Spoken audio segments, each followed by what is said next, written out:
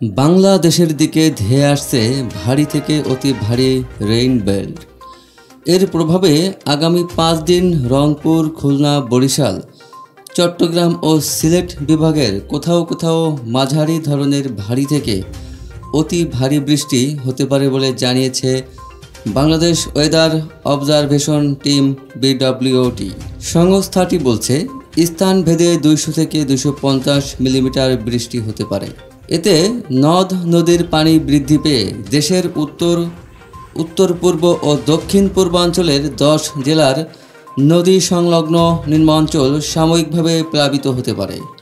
এ সময় সারা দেশে দিন ও রাতের তাপমাত্রা প্রায় অপরিবর্তিত থাকতে পারে। Bangladesh weather observation team BWOT জানিয়েছে, দেশের দিকে ধেয়ে আসছে ভারী থেকে অতি ভারী রেইন বেল্ট।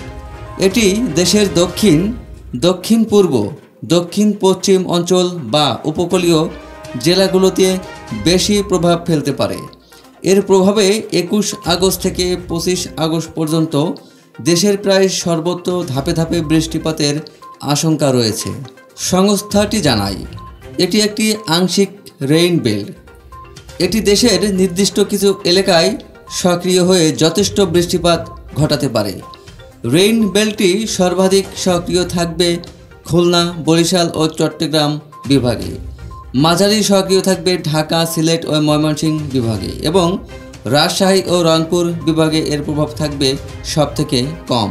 সংস্থাটি সতর্ক করে জানায়, এর প্রভাবে দেশের দক্ষিণাঞ্চলের নিচু এলাকা ভারী বৃষ্টি ও জোয়ারের পানিতে সাময়িক প্লাবিত হতে পারে। এ সময় দেশের ওপর বড় কোনো ঝড়ের সম্ভাবনা নেই, তবে দমকা হাওয়া থাকতে পারে উত্তর বঙ্গোপসাগর এবং উপকূলীয় এলাকায়।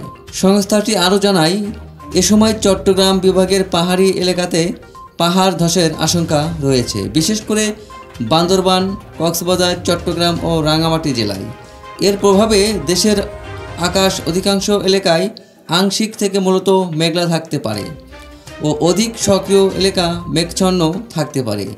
শুক্রবার 20 আগস্ট সন্ধ্যা থেকে পরবর্তী 24 ঘন্টায় আবহাওয়া পূর্বাভাসে বলা হয়েছে, রংপুর, রাজশাহী, ঢাকা, ময়মনসিংহ, খুলনা, বরিশাল, চট্টগ্রাম ও সিলেট বিভাগের অধিকাংশ জায়গায় অস্থায়ীভাবে দমকা হাওয়া সহ হালকা থেকে মাঝারি ধরনের বৃষ্টিপাত অথবা বজ্রসহ বৃষ্টি হতে পারে। সেই সঙ্গে খুলনা, বরিশাল ও চট্টগ্রাম ও সিলেট বিভাগের কোথাও কোথাও মাঝারি ধরনের ভারী থেকে অতি ভারী বর্ষণ হতে পারে। সারা দেশে দিন এবং রাতের তাপমাত্রা প্রায় অপরিবর্তিত থাকতে পারে।